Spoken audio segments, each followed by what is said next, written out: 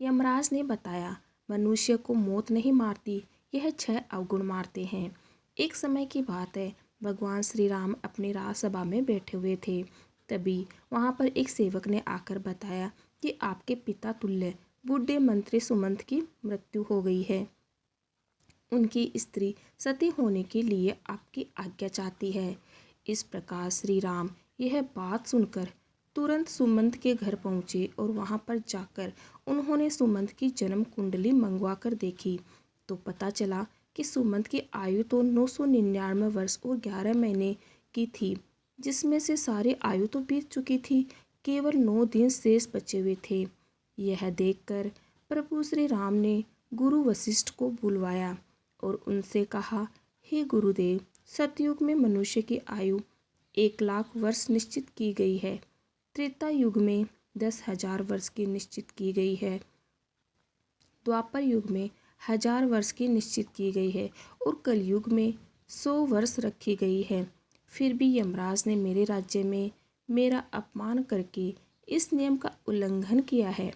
मेरे मंत्री की आयु अभी पूरी नहीं हुई है, पूरी होने में अभी 9 दिन बाकी है, तो उन्हें यमराज यहाँ से क्यों ले गए?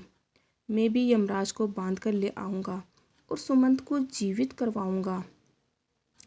इतना कहकर प्रभु श्री राम गरुड़ पर बैठकर यमराज की नगरी चल दिए। तब रास्ते में उन्होंने पासों में बंधे हुए सुमंत को देखा, जिन्हें यमदूत ले जा रहे थे। देखते ही प्रभु श्री राम ने यमदूतों को मारकर सुमंत को यमदूतों के हाथों से छुड़ा लिया। यह देखकर यमदूतों ने विनयपूर्वक कहा, हे राजा राम, हमने आपका क्या बिगाड़ा है जिसके लिए आपने हमें ऐसा दंड दिया? प्रभु श्री राम कहने लगे, यमदूत, अभी इसके जीवन के 9 दिन बाकी हैं, तो तुम इन्हें पहले ही क्यों ले जा रहे हो? जब इनके दिन पूरे हो जाएंगे तब जाकर तुम इन्हें ले जाना, तब मैं कुछ नहीं कहूँगा। इस प्रकार प्रभु श्री राम की बात सुनकर यमदूत कहने लगे कि राजा राम, इनका जन्म एक अजीब तरह से हुआ था। पहले दिन इनकी माँ की कोख से दोनों हाथ और मुख बाहर आए थे और धीरे धीरे उनके पूरे शरीर को बाहर आने में पूरे 9 दिन लग गए थे। शुभ मंत्रों से पंडित ने इनकी रक्षा की थी, इसलिए इनका नाम सुमंत पड़ा। प्रभु, आप जो इनके 9 दिन बाकी बता रहे हो वे संदिग्ध हैं, इसलिए हमारा कोई दोष नहीं है। आप इन्हें व्यर्थ ही हमसे छीन रहे हो और हमको व्यर्थ में मारा है। इस तरह यमदूतों की बात सुनकर प्रभु श्री राम ने कहा, यमदूत, जिस दिन माता के गर्भ से इनका अच्छी तरह जन्म हुआ है वही जन्म का दिन माना जाएगा। जिस दिन इनका जन्म का उत्सव मनाया गया है वास्तव में वही जन्मदिन होता है। अभी इसके 9 दिन बाकी है। तुम लोग जाओ और 10वें दिन आकर इन्हें ले जाना, तब मैं तुम लोगों को नहीं रोकूंगा। इस तरह यमदूतों को फटकार कर प्रभु श्री राम ने भगा दिया। इधर श्री राम ने अयोध्या में लौटकर आए तो सुमंत जीवित हो चुका था। उनके परिवार वाले उन्हें जीवित देखकर बड़े ही प्रसन्न थे। सुमंत ने अपने जीवन के आखिरी 9 दिन जानकर खूब दान पुण्य करना आरंभ कर दिया। उधर वे यमदूत दुखी होकर यमराज के पास लौट गए और कहने लगे, हे यमराज, रास्ते में राम ने हमें मारकर सुमंत को छुड़ा लिया, क्योंकि उनके जीवन के 9 दिन बाकी रह गए थे। वह 9 दिन पूरे होने पर ही राम उन्हें आने देंगे। इस प्रकार यमदूतों के मुख से उनके पराजय की बात सुनकर यमराज क्रोध से लाल पीले हो गए और उन्होंने राम पर आक्रमण करने के लिए इंद्रदेव, अग्निदेव, वायुदेव और जिस जिस देवता से भी सहायता मांगी तो सबने एक ही बात कही, यमराज, क्या तुम पागल तो नहीं हो गए हो जो विष्णु भगवान के साथ युद्ध करना चाहते हो? चुपचाप यहाँ से अपने यमपुरी लौट जाओ। श्री राम का तुम क्या कर लोगे? जब सबने यमराज की सहायता करने के लिए मना कर दिया तो यमराज अपनी ही सेना लेकर श्री राम के साथ युद्ध करने के लिए अयोध्या को चल पड़े। वहां पर पहुंचकर चारों ओर से अयोध्या नगरी को घेर लिया। यमराज के द्वारा अयोध्या नगरी को घेरा हुआ देखकर प्रभु श्री राम ने लव को यमराज से युद्ध करने के लिए भेजा। राम के छोटे पुत्र लव और यमराज के बीच भयंकर युद्ध होने लगा। लव के बाणों से यमराज के सभी योद्धा क्षण मात्र में ही धराशायी हो गए। उन सब की यह हालत देखकर यमराज और भी ज़्यादा क्रोधित हो गए। अंत में यमराज ने लव पर अपना यमदंड छोड़ दिया।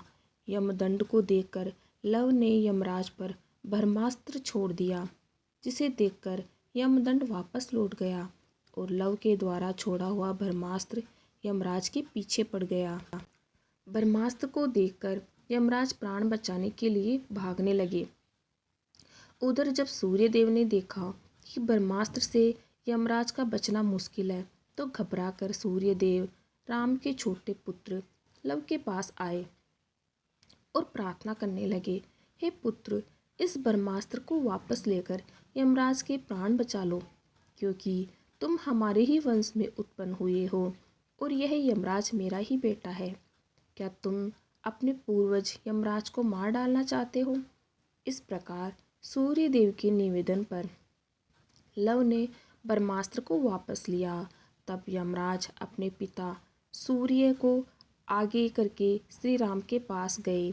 श्री राम ने सूर्य देवता का पूजन किया और यमराज ने श्री राम से माफ़ी मांगी।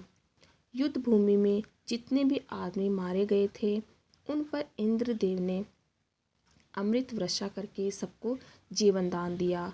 उसके बाद श्री राम ने यमराज से कहा कि जब तक मैं अयोध्या नगरी पर शासन कर रहा हूँ, तब तक तुम उन मनुष्य को अपने लोक में ले जा सकते हो जिनकी आयु पूर्ण हो चुकी है। उसी दिन से राम ने पूरी पृथ्वी पर यह घोषणा करवा दी कि आज के बाद कोई मनुष्य अपने नित्य कर्म को ना छोड़े, ब्राह्मणों का कोई अपमान ना करे, किसी के साथ द्वेष भाव ना रखे, कोई किसी के धन को ना चुराए और अगर धन चुराएगा तो उसे दंड मिलेगा। दुराचारियों को कड़ा दंड दिया जाएगा। धर्म कर्म सदा होता रहे। यदि किसी की अकाल मृत्यु हो तो तुरंत हमारे पास लेकर आए, उसे तुरंत जीवित किया जाएगा। यमराज को भगवान श्री राम ने यह सख्त निर्देश दिया था कि हमारे राज्य में कभी भी किसी की अकाल मृत्यु नहीं होनी चाहिए। तब यमराज ने कहा, हे प्रभु, मैं तो वैसे भी किसी को नहीं मारता हूँ। सब अपने कर्मों से ही जन्म और मृत्यु पाते हैं। मैं तो निमित्त मात्र हूँ। आयु पूर्ण होने पर मिलने वाली मृत्यु और अकाल मृत्यु का प्राणी स्वयं ही कारण होता है। इसमें किसी का कोई दोष नहीं होता है। मुझे तो आपने माध्यम बनाकर जो जिम्मेदारी सौंपी है, मैं तो उसी का पालन कर रहा हूँ। जन्म देने वाले और मारने वाले तो आप हो। आपके द्वारा लिखे गए विधान में से मैं तो किसी के जीवन में एक क्षण ना तो घटा सकता हूँ और ना बढ़ा सकता हूँ। यह तो आपके हाथ में है। भगवान, आप चाहे तो मृत्यु का समय पूरा होने के बाद भी प्राणी को आयु प्रदान कर सकते हैं। आप चाहे तो उसे समय से पहले भी मृत्यु प्रदान कर सकते हैं। आप चाहें तो ब्रह्मा के लिखे हुए लेख को भी बदल सकते हैं और आपने यह किया भी है। आपके राज्याभिषेक के लिए वशिष्ठ मुनि ने शुभ मुहूर्त निकाला था, फिर भी आपने राजा न बनकर वनवास धारण किया था। सब कुछ आपकी इच्छा के अनुरूप ही होता है। सुख दुख, जीवन मरण, लाभ हानि मनुष्य के स्वयं कर्मों की उपज होती है। यह 6 अवगुण मनुष्य की आयु को कम करते हैं। अभिमान, व्यर्थ का बोलना, त्यागहीनता, क्रोध, उदरपूर्ति, दोस्त से विद्रोह है। यह 6 अवगुण तीखी कटार है जो मनुष्य की आयु को घटाती रहती है। यही अवगुण मनुष्य का वध करते हैं। रावण, कंस, हिरण्यकश्यप, इनको मृत्यु ने नहीं मारा, इन्हें मारा था उनके अभिमान ने। शिशुपाल, दुर्योधन, शकुनी, कर्ण को मृत्यु ने नहीं मारा, इन्हें मारा था उनके बड़बोलेपन। जो दोषों को नहीं त्यागता, उनमें लिप्त रहता है, उसे उसके दोष ही मृत्यु के समीप पहुंचा देते हैं। क्रोध ऐसा राक्षस है जिसके सर पर बैठ जाए उसकी बुद्धि और विवेक को खा जाता है और क्रोधवश ऐसा कर जाता है जो मृत्यु तक स्वयं ही पहुंच जाता है। मनुष्य खाने के मामले में भी कभी कभी वह इतना गिर जाता है कि अच्छा बुरा कुछ नहीं देखता। खाने योग्य वस्तु उसे भी और ना खाने योग्य वस्तु है उसको भी खा जाता है। तरह तरह के जहरीले पदार्थ का सेवन करने से अपनी आयु को क्षीण कर डालता है। इसमें मृत्यु का क्या दोष है? दोस्त के साथ जो बुरा बर्ताव करता है, उसे धोखा देता है, उसे अपमानित करता है, वह भी मौत से नहीं अपने ओछे कर्मों से मरता है। प्रभु श्री राम को प्रणाम करके यमराज अपनी यमपुरी लौट गए। वीडियो अच्छा लगे तो कमेंट्स में जय श्री राम जरूर लिखें। Okay, thank you everyone.